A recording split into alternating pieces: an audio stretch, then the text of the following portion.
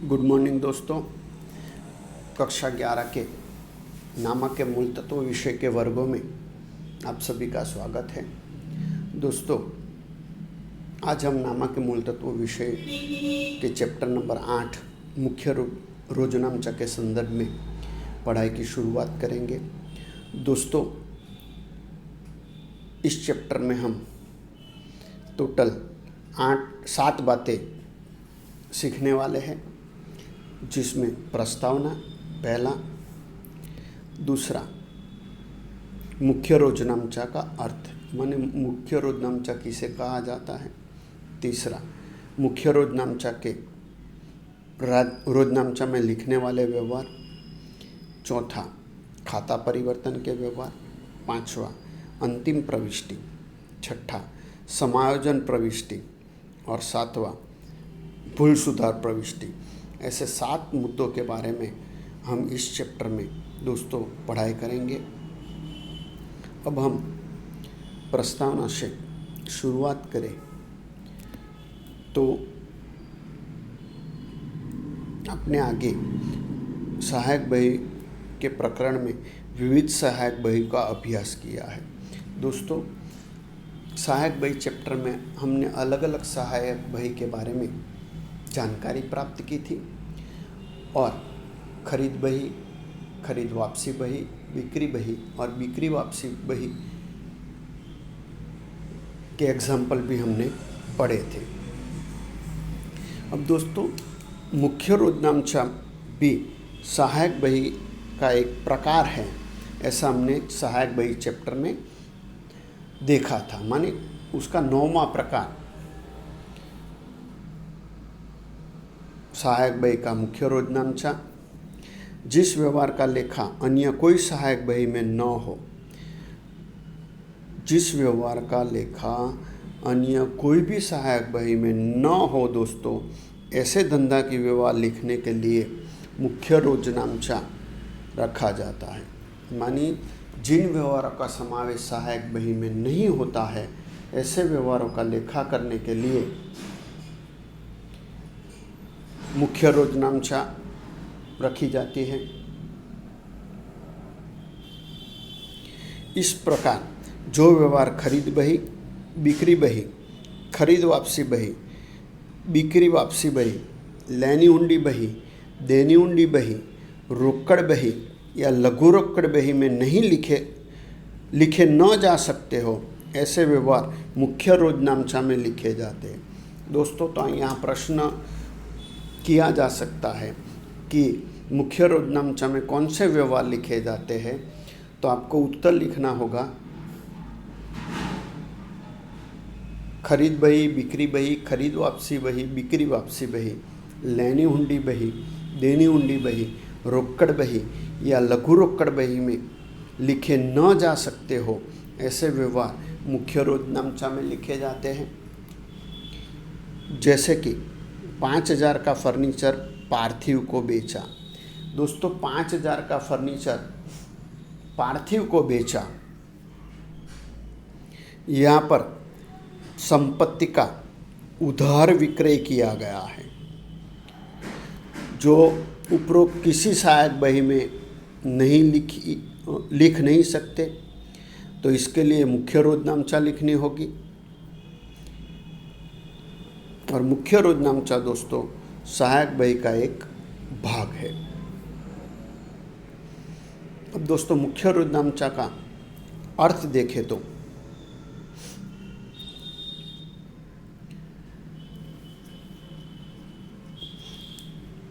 अन्य सहायक बही में जो व्यवहार सामान्यतः नहीं लिखे जाते, ऐसे व्यवहार जिस सहायक बही में लिखे जाए उसे मुख्य रोजनामचा कहते हैं।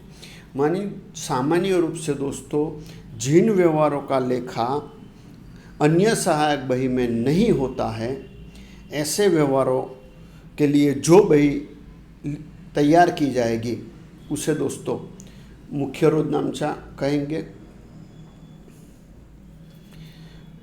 दोस्तों, मुख्य रोजनामचा का उपयोग खूब ही मर्यादित स्वरूप में स्वरूप के व्यवहारों के लिए किया जाता है। मानी सामान्य रूप से मुख्य रोजनामचा का उपयोग दोस्तों है सीमित है, सीमित व्यवहारों के लिए ही मुख्य रोजनामचा का उपयोग किया जाता है। दोस्तों मुख्य रोजनामचा का जो नमूना है वो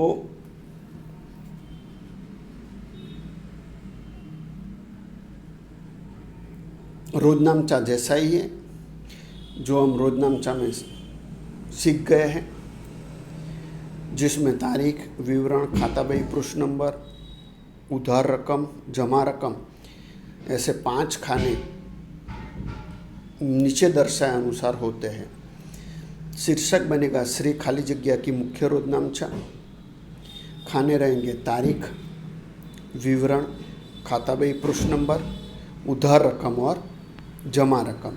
मानी जो रोजनामचा चैप्टर हम पढ़े थे दोस्तों, उसमें जो खाने थे वही खाने मुख्य रोजनामचा में भी तैयार करने होंगे। अब दोस्तों मुख्य रोजनामचा में लिखे जाने वाले व्यवहारों के बारे में हम देखेंगे। दोस्तों आप जानते हैं कि जो व्यवहार अन्य सहायक बही में नहीं लिखे जा सकते, ऐसे व्यवहार मुख्य रोजनामचा में लिखते हैं। माने जो व्यवहार का लेखा अन्य सहायक बही में नहीं होता है, ऐसे व्यवहार मुख्य रोजनामचा में लिखे जाते हैं। दोस्तों सामान्य रूप से मुख्य रोजनामचा में निम्नानुसार व्यवहार लिखे जाते हैं। मुख्य रोजनामचा के व्यवहारों का वर्गीकरण। दोस्तों सामान्य रूप से मुख्य रोजनामचा में 6 प्रकार के व्यवहारों का लेखा हो सकता है, जिसमें पहला प्रारंभिक रोजनामचा, दूसरा अन्य सहायक बहियों में नहीं लिखने वाले व्यवहार, तीसरा खाता परिवर्तन के व्यवहार,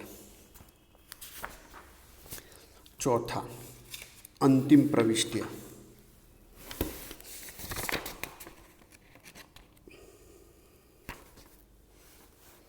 पांचवा समायोजन प्रविष्टियाँ और छठा भूल सुधार प्रविष्टियाँ। ऐसे 6 प्रकार के व्यवहार मुख्य रोजनामचा में दोस्तों लिखे जाते हैं।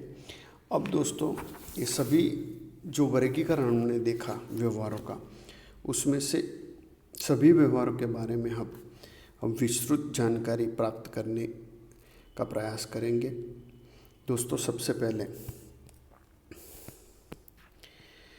प्रारंभिक मुख्य रोजनामचा के बारे में देखेंगे।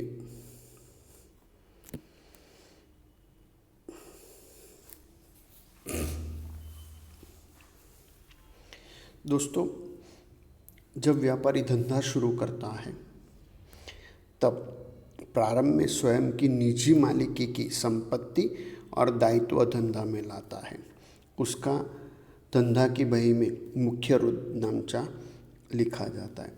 मानी धंधा शुरू करते वक्त व्यापारी माने कि धंधे का मालिक अपनी जो निजी संपत्ति धंधे में लाता है और दायित्व लाता है, उस संदर्भ में रोकड़ और बैंक के अलावा जो भी संपत्ति और दायित्व लाएगा उसका लेखा दोस्तों मुख्य रोजनामचा में होगा।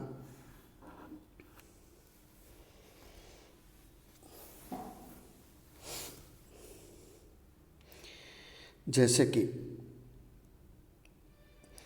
वीरेंद्र धंधा प्रारंभ करने के लिए 10,000 रोकड़, 15,000 रोकड़, 10,000 का फर्नीचर, 8,000 का माल स्टॉक, 5,000 का निजी दायित्व यानी निजी लेनदार, 3,000 का निजी लेना माने 3,000 के निजी देनदार धंधा में लाया। इसकी मुख्य रोजनामचा में प्रविष्टि निम्नानुसार होगी दोस्तों। यहाँ दोस्तों 15,000 जो रोकड़ लाया है वीरेंद्र, और रोकड़ का लेखा तो दोस्तों रोकड़ बही में होगा, मानी रोकड़ बही नामक सहायक बही में 15,000 का लेखा होगा। बाकी का जो फर्नीचर माल स्टॉक निजी दायित्व और निजी लेना धंधा में लाया है उसकी प्रविष्टि लिखी जाएगी। शीर्षक बनेगा वीरेंद्र का मुख्य रोजनामचा, खाने तारीख विवरण खाता बही पृष्ठ नंबर उधार रकम जमा रकम।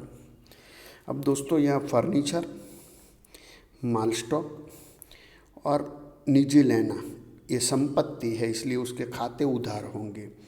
तो फर्नीचर खाता उधार 10,000, माल स्टॉक खाता उधार 8,000, देनदार खाता उधार 3,000।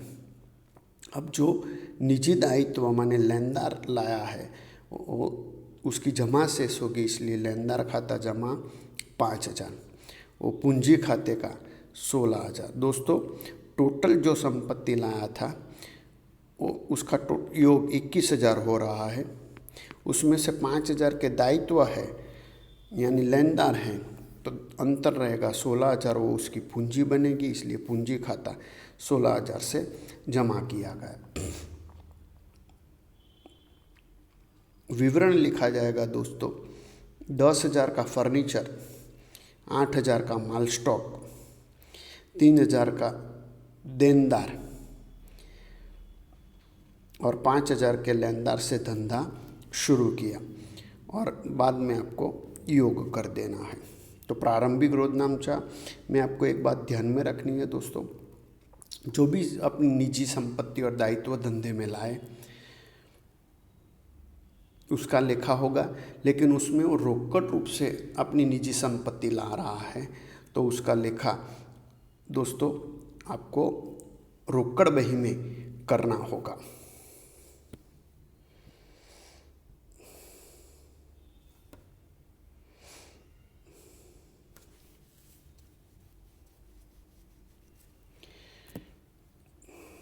अब दूसरा, अन्य सहायक बही में नहीं लिखे जाने वाले व्यवहार, मानी जिन व्यवहारों का समावेश अन्य सहायक बहियों में दोस्तों नहीं होगा, ऐसे व्यवहार, जिन व्यवहार का लेखा अन्य कोई सहायक बही में नहीं हो उनका समावेश मुख्य रोजनामचा में किया जाता है। इस प्रकार के व्यवहार को मुख्य रूप से दोस्तों 3 भाग में बांटा जा सकता है। मानिए अन्य सहायक बही में जो व्यवहार नहीं लिखे जाते हैं दोस्तों उसको 3 भाग में बांट सकते हैं। उसमें पहला, संपत्ति की उधार खरीद या उधार बिक्री के समय हुआ लाभ या नुकसान की प्रविष्टि। तो यहाँ दोस्तों 2 भाग होंगे, संपत्ति की उधार खरीद या बिक्री, और दूसरा भाग बनेगा उधार खरीद या बिक्री के वक्त हुआ लाभ या नुकसान। तो सबसे पहले संपत्ति की उधार खरीद या बिक्री के व्यवहार। तो दोस्तों जब किसी भी संपत्ति की उधार खरीद या विक्रय रोकड़ से किया जाए तब उसका लेखा रोकड़ बही में किया जाएगा। माने नगद से रोकड़ से संपत्ति खरीदी या बेची जाए तो उसका लेखा दोस्तों रोकड़ बही में हो जाएगा। लेकिन संपत्ति की उधार खरीदी या बिक्री के समय हुआ लाभ या नुकसान का लेखा मुख्य रोजनामचा में होगा। उदाहरण देखें दोस्तों, तो पहला, मेहुल ने 20,000 का फर्नीचर विवेक फर्नीचर मार्ट में से खरीदा। मेहुल ने दोस्तों 20,000 का फर्नीचर विवेक फर्नीचर मार्ट में से खरीदा, तो उसका लेखा तो रोजनामचा में हम सीख ही गए हैं। फर्नीचर खरीदा इसलिए धंधे में फर्नीचर आ रहा है तो फर्नीचर खाता उधार होगा, और विवेक फर्नीचर मार्ट लाभ देने वाला है इसलिए व्यक्ति खाता के नियम के आधार पर विवेक फर्नीचर मार्ट का खाता जमा होगा। तो हमारी प्रविष्टि बनेगी फर्नीचर खाता उधार 20,000 और विवेक फर्नीचर मार्ट खाते का 20,000। विवरण होगा साख पर फर्नीचर खरीदा। दूसरा, एक पुराना यंत्र 10,000 का 8,000 में मौलिक को उधार बेचा। दोस्तों यंत्र जो है उस 10,000 का है, लेकिन वो 8,000 में बेचा जा रहा है। दोस्तों 8,000 में बेच रहे हैं,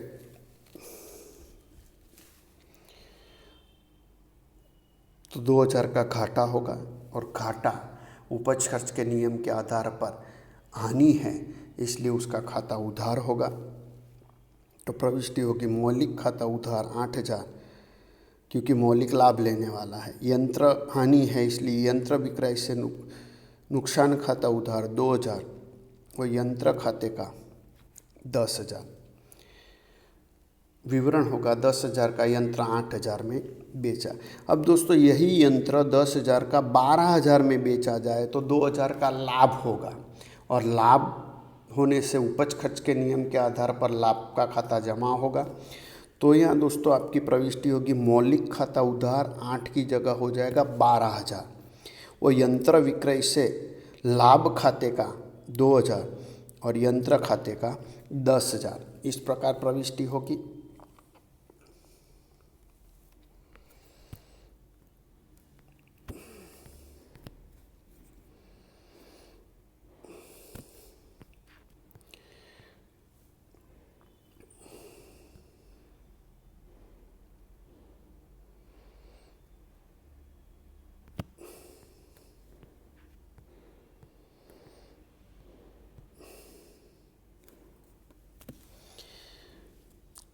अब दोस्तों अन्य सहायक बही में जो व्यवहार नहीं लिखे जाते हैं उस संदर्भ में दूसरा ऐसे व्यवहार जिनको लिखने के लिए अलग सहायक बही नहीं रखी हो, माने जिन व्यवहार को लिखने के लिए अलग सहायक बही न लिखी जाए, तो दोस्तों ऐसे व्यवहार भी मुख्य रोजनामचा में लिखे जाएंगे। दोस्तों कई बार अमुक प्रकार के व्यवहारों की संख्या खूब ही मर्यादित है, मानी कई व्यवहार ऐसे होते हैं कि इनकी मात्रा अल्प संख्या में होती है, और ऐसे अल्प संख्या के जो व्यवहार है उनके लिए अलग से सहायक बही नहीं रखी गई हो, तो ऐसे व्यवहार मुख्य रोजनामचा में लिखे जाते हैं। मानी जिन व्यवहारों का प्रमाण अल्प हो, बहुत ही कम हो, तो ऐसी स्थिति में दोस्तों व्यापारी उसके लिए अलग सहायक बही नहीं रखता है, तो ऐसे व्यवहार भी मुख्य रोजनामचा में लिखे जाएंगे।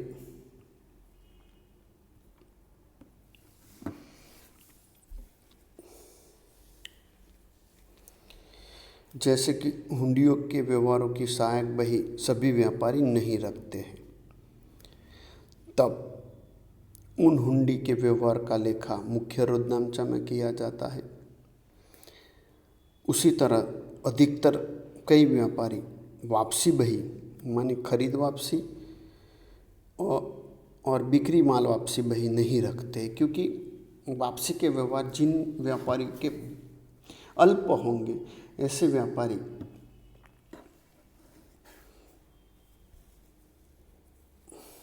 ये सहायक बही नहीं रखेंगे। तो इन परिस्थितियों में खरीद वापसी या बिक्री वापसी के व्यवहार मुख्य रोजनामचा में लिखे जाएंगे। तो दोस्तों अब हम जो सहायक बही नहीं रखी जाती है, ऐसे व्यवहार की कौन सी मुख्य रोजनामचा होगी, उस संदर्भ में उदाहरण नंबर 1 देखेंगे। तो उदाहरण नंबर 1 में हमें बताया गया है कि युवराज लेनी हुंडी बही, लेनी हुंडी, देनी हुंडी, खरीद वापसी और बिक्री वापसी के व्यवहार के लिए अलग सहायक बही नहीं रखता है। माने युवराज लेनी हुंडी, देनी हुंडी, खरीद वापसी और बिक्री वापसी के लिए अलग सहायक बही नहीं तैयार कर रहा है। निम्नलिखित व्यवहार का लेखा मुख्य रोजनामचा में कीजिए। तो दोस्तों रोजनामचा में व्यवहार तो मुख्य रोजनामचा के व्यवहार तो रोजनामचा के आधार पर ही होंगे। आपको आपकी किताब साथ में रखनी है। किताब में आप रकम देखते जाना और उसकी रोजनामचा किस प्रकार होगी वो हम देखते जाते हैं। तो शीर्षक होगा श्री युवराज का मुख्य रोजनामचा। खाने रहेंगे तारीख, विवरण, खाता बही, पृष्ठ नंबर, उधार रकम और जमा रकम। अब दोस्तों एक के बाद एक व्यवहार पढ़ेंगे। तो पहला व्यवहार है, मयूर नाम के देनदार पर लेना की वसूली के लिए 8,000 की हुंडी लिखी, जो उसने स्वीकार करके वापस की। दोस्तों पहले चैप्टर में पारिभाषिक शब्द में हमने देखा था कि लेना के संदर्भ में हुंडी लिखी जाए तो लिखने वाले के लिए वो लेनी हुंडी होगी और स्वीकार करने वाले के लिए वो देनी हुंडी होगी। तो लेना के लिए हुंडी लिखी है, इसलिए हुंडी युवराज ने लिखी होगी, जिसका स्वीकार मयूर ने किया है और हुंडी वापस की। तो युवराज को हुंडी मिलेगी, इसलिए लेनी हुंडी खाता उधार 8,000, वो मयूर खाते का 8,000। विवरण होगा 8,000 की हुंडी मयूर ने स्वीकारी। दूसरा देखें तो हमारे 7,000 के दायित्व के पेटे केतन द्वारा लिखी 5,000 की हुंडी हमने स्वीकारी। दोस्तों हमने माने युवराज ने स्वीकारी है, इसलिए युवराज के लिए देनी हुंडी होगी और देनी हुंडी दायित्व है, इसलिए उसका खाता जमा रहेगा। और केतन लिखने वाला है और हम उसे वापस वो हुंडी भेज रहे हैं, इसलिए लाभ लेने वाला हुआ, इसलिए केतन खाता उधार 5,000 और देनी हुंडी खाते का 5,000 प्रविष्टि होगी। विवरण लिखा जाएगा 5,000 की देनी हुंडी स्वीकार करके केतन को वापस की उसके। अब तीसरा व्यवहार देखें तो मयूर द्वारा स्वीकारी हुंडी पकने की तारीख पर अस्वीकार हुई। दोस्तों जब भी हुंडी अस्वीकार हो तो ऐसी स्थिति में हुंडी लिखी हो उससे विरुद्ध प्रविष्टि आपको लिखनी है। तो जब हुंडी लिखी गई थी तो प्रविष्टि थी लेनी हुंडी खाता उधार 8,000, वो मयूर खाते का 8,000। अब उसकी उल्टी प्रविष्टि हमें लिखनी है, तो मयूर खाता जमा किया था वो उधार होगा और लेनी हुंडी खाता उधार किया था वो जमा होगा। तो प्रविष्टि रहेगी मयूर खाता उधार 8,000, वो लेनी हुंडी खाते का 8,000। विवरण लिखा जाएगा 8,000 कि मयूर ने हुंडी अस्वीकार की उसके। अब दोस्तों चौथा व्यवहार देखें तो चौथे व्यवहार में 4,000 का माल चेतन को वापस किया। यह माल 10 दिन पहले 3 माह की साख पर खरीदा गया था। दोस्तों खरीदा हुआ माल वापस किया है और चेतन को वापस किया है, तो चेतन लाभ लेने वाला है, इसलिए चेतन का खाता उधार होगा। और माल धंधे में से जा रहा है और माल जाने का कारण खरीद वापसी है, इसलिए खरीद माल वापसी का खाता जमा होगा। हमारी प्रविष्टि रहेगी चेतन खाता उधार, वो खरीद वापसी खाते का 4,000। विवरण लिखा जाएगा 4,000 का माल चेतन को वापस किया। पांचवा, प्रणव ने 2,000 का माल वापस किया। प्रणव ने माने सामने वाले ने माल वापस किया, इसलिए वो बिक्री वापसी होगी। दोस्तों यहाँ लिखा भी है जो हमने 2 मास की साख पर बेचा था, ऐसा न लिखा हो और व्यवहार केवल ऐसा दिया गया दोस्तों कि प्रणव ने 2,000 का माल वापस किया, तो भी वो बिक्री वापसी ही होगी और प्रविष्टि होगी बिक्री माल वापसी खाता उधार 2,000, वो प्रणव खाते का 2,000। विवरण होगा 2,000 का माल प्रणव को वापस किया। दोस्तों सभी प्रविष्टि हो गई है, इसलिए आपको कुल योग कर देना है। कुल योग आपको 27,000 मिलेगा। इस प्रकार दोस्तों आज हमने मुख्य रोजनामचा के संदर्भ में जो भी पढ़ाई की उसका वीडियो आपको फिर से ध्यान से देखना है और जितनी पढ़ाई की है वो आपकी किताब में से भी आपको अध्ययन करना है।